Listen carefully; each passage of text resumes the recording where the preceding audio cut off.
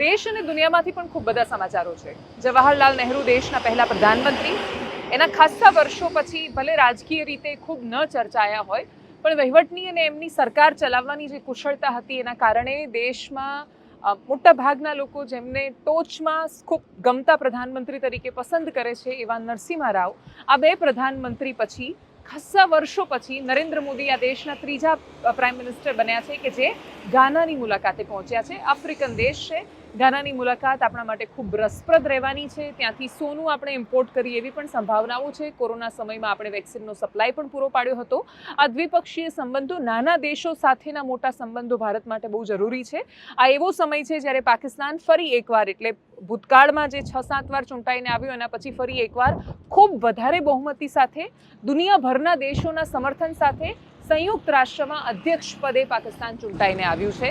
એવો સમય કે જ્યારે પાકિસ્તાન તરફી અને પાકિસ્તાન સ્પોન્સર્ડ ટેરરિઝમ, આતંકવાદના કારણે જમ્મુ કાશ્મીરની અંદર નામ પૂછીને, ધર્મ પૂછીને, તમે હિન્દુ છો કે મુસલમાને જાણ્યા પછી એ હિન્દુ હોવાથી એના માથા પર ગોળી મારી અને એના પછી દુનિયા પાકિસ્તાનનું સમર્થન કરે એ આશ્ચર્ય એટલા માટે છે કેમ કે આપણે શું એ નેરેટિવ દુનિયા સુધી પહોંચાડવામાં સફળ ન થઈ શક્યા।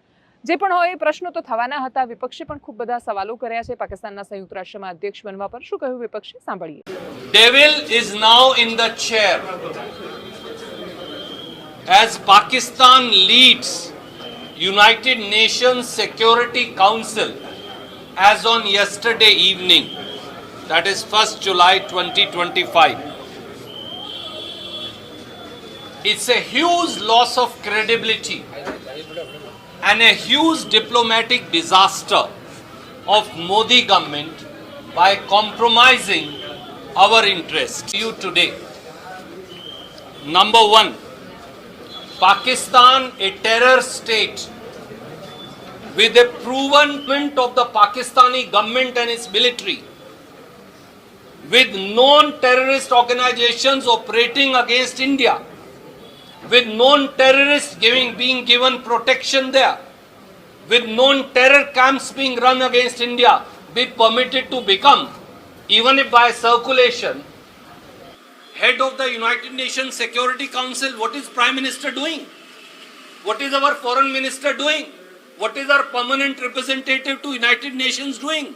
Why can't we give all this evidence and present it to Committee of Nations? આમાં પક્ષ વિપક્ષની રાજનીતિ કરતાં પણ ભારતના દરેક વ્યક્તિએ, પ્રત્યેક નાગરિકે સમજી લેવાની જરૂર છે કે દુનિયા અતિશય દંભી છે।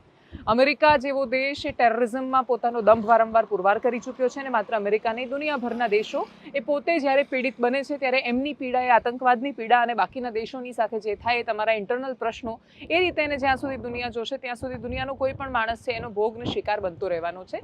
સિલેક્ટિવ એપ્રોચ આતંકવાદ સામે જ્યાં સુધી બંધ નહીં થાય અને જ્યાં સુધી એ ઇસ્લામિક કટ્ટરતાની સામે નહીં બોલવામાં આવે, પ્રત્યેક વ્યક્તિ ખરાબ નથી પણ જે વ્યક્તિઓ કટ્ટર છે એની સામે જ્યારે તમે બહુ સ્પષ્ટતા સાથે નહીં બોલો કે ઇસ્લામિક ટેરરિઝમ છે અને એ કટ્ટરતા છે, જ્યારે તમે કોઈના ધર્મને પૂછીને મારી રહ્યા છો, ત્યાં સુધી પેલી મીઠી મીઠી વાતો કરીને અથવા નહીં એ તો ટેરરિઝમ છે ને આતંકવાદનો કોઈ ધર્મ નથી હોતો એ કહીને જ્યાં સુધી તમે એ વાતને રજૂ કરતા રહેશો ત્યાં સુધી એના સોલ્યુશન તરફ પહોંચવાની વાત જવા દો, તમે શરૂઆત પણ નથી કરી રહ્યા। એ દુર્ભાગ્યપૂર્ણ હકીકત છે।